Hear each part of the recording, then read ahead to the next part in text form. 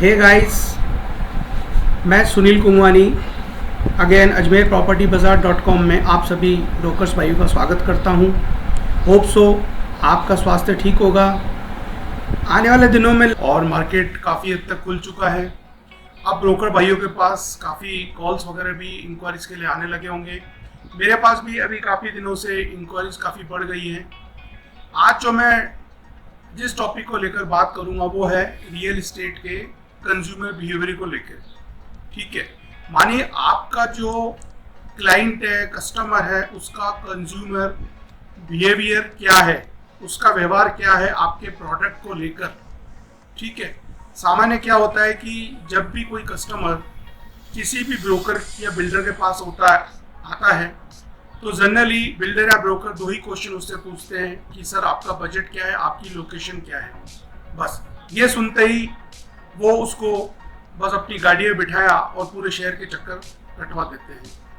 इस तरह को लेकर एक तो ब्रोकर का टाइम बहुत ज़्यादा वेस्ट होता है। इसलिए अगर सबसे पहले रियल एस्टेट में ज़रूरी है कि आप कस्टमर का, क्लाइंट का व्यवहार समझे, वह क्या लेना चाहता है। यह कोई आटा दाल चावल नहीं है कि आपने उसको तोल कर दे दिया।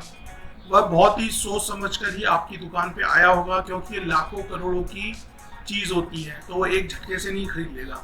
लेकिन हाँ, अगर आपने उसके कंज्यूमर बिहेवियर को समझ लिया तो ऑब्वियसली वो आपकी चीज़ को बहुत जल्दी लेगा। जो वो 6 महीने लगाता है तो 15-20 दिन 1 महीने में उसको ले सकता है। इसी चीज़ को लेकर मैं आपको 3 चीज़ें समझाऊंगा। नॉर्मली 3 चीज़ें ही कंज्यूमर से पूछी जाती है। पहला बजट, लोकेशन और साइज। ज़रूरी हो तो आप उसे अपने ऑफिस में बुलाएं, उससे बातचीत करें, उसे समझें, उसे पूरा फॉर्म फिलअप करें ताकि आपको भी उसका पूरा कंज्यूमर बिहेवियर जान सके। सबसे पहली चीज़ आती है बजट की। अगर आपका कंज्यूमर बोलता है सर मेरा 30 लाख रुपए बजट है, तो आप कभी कभी उसे 40 लाख या 50 लाख का मकान दिखा रहे हैं। नहीं, सबसे पहले उसे देखिए कि उसका बजट क्या है। अगर वो 30 लाख बजट है तो आप ये देखिए कि वो किस कैटेगरी में आता है, सेल्फ एम्प्लॉयड या सैलरी। सेल्फ एम्प्लॉयड है तो उसकी ITR चेक कीजिए, उसकी वास्ते में एलिजिबिलिटी बनती है, क्या वो लोन लेने के काबिल है, क्या उसकी सिबिल अच्छी है, क्या कोई उसकी कोई लाइबिलिटीज तो नहीं है। इसी तरह सैलरी को आप देखिए, क्या वो एलिजिबल है, क्या उसकी टेक होम सैलरी कितनी है, उसकी कोई लाइबिलिटीज तो नहीं है, कोई और लोन तो नहीं चल रहे हैं, या उसकी सिबिल तो खराब नहीं है। कहीं कभी कभी सिबिल भी खराब हो जाती है तो लोन सैंक्शन नहीं होता है।